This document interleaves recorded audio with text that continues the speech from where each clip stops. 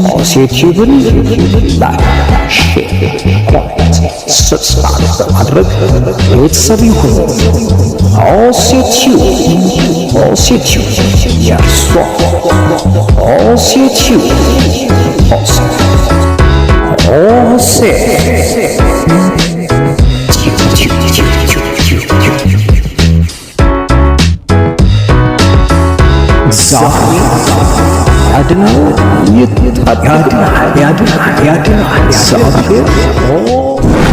መጀመሪያ ቃየን ጦርን ያነሳ ወንድሙ በአንዳች ነገር ገደለ።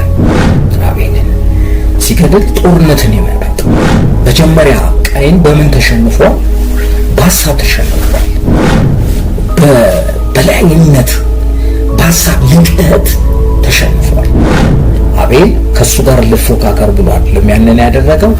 የበለጠው የገዘፈው ትልቁ ነገር ለእግዚአብሔር መረጠ። የከበረው አውራውን ለእግዚአብሔር መረጠ። ይሄ አቤል ቃየን ይሄንን አይመርጥም በሚል ሳይሆን አቤል ያንን ያደረገው ለእግዚአብሔር ስለሚገባው ነው ያንን ያደረገው። ይሄ ሳቤ በአቤል ልብ ውስጥ ስለነበር ያንን አደረገ። በኩሩን ሰው በኩሩን ሰጠ። ይሄ ትልቅነት። አቤል ያንን አደረገ። ቃየን ይሄንን ነገር መቀበል አልቻለም። እግዚአብሔርን በሚያልቅ ልክ አይደለም ያደረገው። ስለዚህ እግዚአብሔር ያየው የአቤልን ነው፣ የቃየንን አልመረጠ።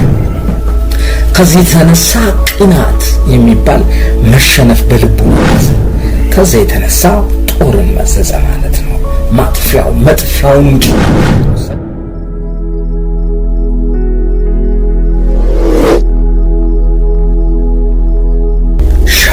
ሻሎም ጤና ይስጥልኝ ውድ የሆሴቲዩብ ተከታታዮቻችን እንደምን አላችሁ? ይህ የእናንተ ቲዩብ ሆሴቲዩብ ነው። ዛሬ በሌላ ርዕስ መጥተናል። አንድ ቪዲዮ ተመልክተን የእኛን ሐሳብ በምልከታ እናስቀምጣለን። እናንተም ሐሳብ አስተያየቶቻችሁን በጨዋነትና በነጻነት እንድታስቀምጡ እንጋብዛለን። ጤና ይስጥልኝ ወዳጅ። አብሮ ይስጥልኝ አባ። ሰላም ላንተ ይሁን። ሰላም ነው ይወዘይቱ። እንዴት ነው? ሁሉ ሰላም ተሞደናል። ፈጣሪ ይመስገን። ይህንን ቪዲዮ እንደተመለከትከው በጦርነት ላይ ያለን ሂደት ያመላክታል። የህይወትን ዋጋ መክፈል በትልቁ የሚይዝ ጉዳይ ነው። በሰው ልጅ የህይወት ፍሰት ውስጥ ጦርነት ዘመኑን ሁሉ ሲከተለውና ሲኖሩ የነበረ ያለ ጉዳይ ነው። መጀመሪያ ጦርነትን ስታስብ አንተ ምንድን ነው የሚሰማ? ስለ ጦርነት ያለ ግንዛቤ ምንድን ነው? እሱን መጀመሪያ እናውራውና ከዛም በነጥብ እናየዋለን ጉዳዩ። እሺ፣ አመሰግናለሁ። ጦርነት እንግዲህ ስለ ጦርነት እኔ መልካም ጥሩ የሆነ አመለካከት የለኝም። እውነት ለመናገር ከሆነ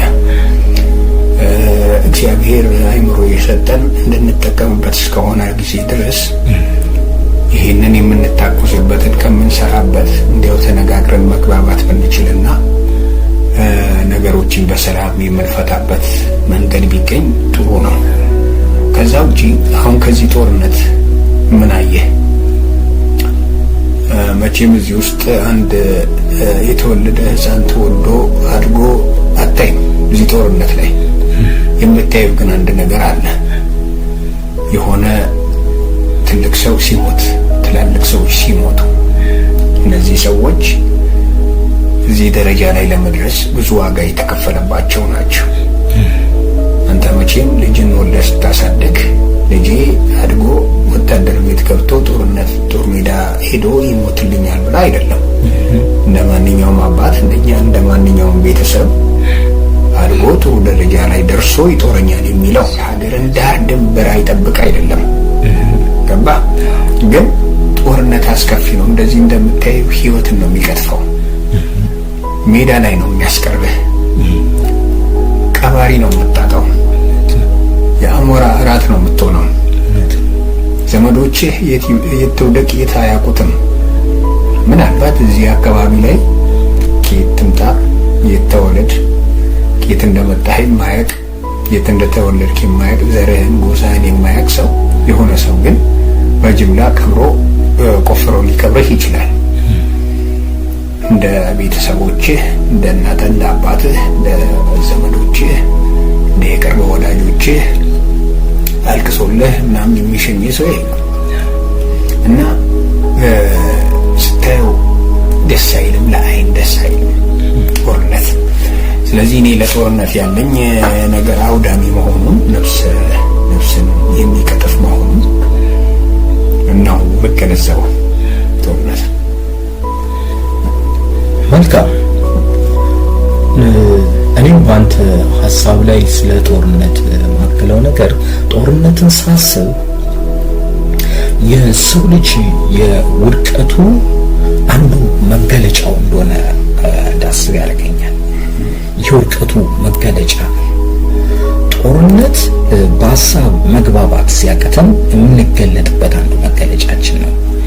በንግግር በውይይት በኔጎሽዬሽን አድርገን ሀሳቦቻችንን ማግባባትና የሀሳብ ፍጭት ፈጥረን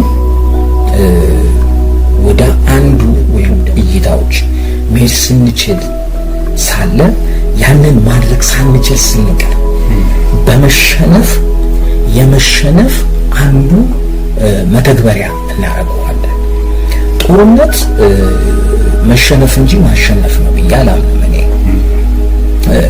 የትኛውም ሀገር መንግስት ቀጥታ ወደ ጦርነት ሲሄድ ወይም የትኛውም ሀገር ህዝብ ቀጥታ ከሌላኛው ሀገር ጋር ጦርነት ሲሄድ ወይም ከራሱ ህዝብ ጋር እርስ በርሱም ቢሆን ጦርነት የሚባለው ጉዳይ ላይ ሲገባ የውይይት የመነጋገር የሀሳብ ማፋጨት አቅሙ ሲደክምና ሲሞት የሚመርጠው ምርጫ እንደሆነ አስበው።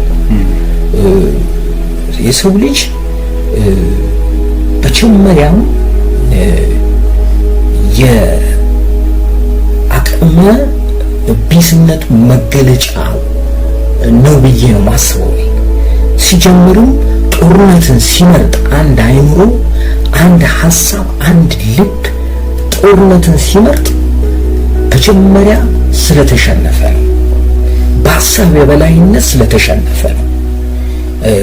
በሀሳብ ትልቅነት የተሸነፈ ነው። ጦርነት ወደ ጉልበት ይሄዳል እና ጦርነት እኔ የአቅመ ቢስነት መገለጫ ነው እንጂ ብዙ ጊዜ አይምሮአዊ ሰዎች ወይም ፍጥረታዊ ሰዎች አንድ ነገር ያስባሉ። ጦርነት የአቅም መገለጫ እንደሆነ የትልቅነት መገለጫ እንደሆነ የሚታሰብበት በግርድፉ የሚታሰብበት ሁኔታ አለ ማለት ነው። አንድ ሀገር ከሌላኛው ሀገር ጋር አቅሙን የሚመዝንበት ወይም የሚያይበት አንዱ መገለጫም ሆኖ እናየዋለን በዓላማችን ላይ። አንድ ሀገር እንደዚህ አይነት ጦር አለኝ ብሎ ሲመካ እናያለን። ሌላኛውም ሀገር ከአንተ የተሻለ እንዲህ አይነት ጦር አለኝ ይላል። በጦር የሰራዊቱ ብዛት ይመካል። በጦር መሳሪያው ኳሊቲነት ይመካል። በጦር መሳሪያው ደግሞ ብዛት ይመካል። ጦሩና ጦሩን የሚመስል አስተሳሰቡ በማጎልመት በማሳደግ በመጨመር ያምናል። ግን ሰው ሰዋዊነቱን ሲጥል ነው ይህንን የሚሆነው ብዬ አምናለሁ። ሰው ሰዋዊነቱን ካልጣለ ሀሳቡን ያፋጫል፣ ሀሳቡን ያሟግታል፣ በሙግት የሚያምን ይሆናል። አንድን ሀሳብ ገሎ አንድን ሀሳብ በማላክ ከፍ ከፍታውን ከፍ ያደርጋል፣ በሀሳብ ሲጎለምት ማለት ነው ሰው። ወይም ደግሞ በልዩነት ሀሳቡን ተከባብሮ በመቀጠል ያምናል። ይሄ ሰው የተፈጠረበትን ዓላማ ሲያስብ ነው። ሰው ልባዊ ሲሆን ሰው የተነሳበትን የተፈጠረበትን ዓላማና እሳቤ ሲይዝ ያንን እንዲያስብ ያደርገዋል። እና ሰው ልጅ ጦርነት መምረጡ የውድቀቱ የድካሙ ብሎም የኃጢአቱ ውጤት እንደሆነ ነው ማሰብ ማለት። ሰው ጦሩን ሲመዝ መጥፊያውንም ጭምር ነው የሚመዘው። ማጥፊያ ብቻ አይደለም። ሌላውን ሲያጠፋ በመጀመሪያ እሱ ራሱ ጠፍቶ ነው ሌላውን የሚያጠፋው። ሰውን በአካል በእውነታው ዓለም ማጥፋት ሲጀምር መጀመሪያ ግን በማይታየው ማንነቱ ያ ሰው ራሱን አጥፍቷል ማለት ነው። ያንን እንዳስብና ሰፊ ነገር እንዳይ ነው የሚያደርገኝ ጦርን ነገር ስሰማና ሳይ ማለት ነው። ስንቴ ይሞታል ሰው? ስንት ጊዜ እንሞታለን? የሰው ልጅ ስንቴ ነው የሚሞተው?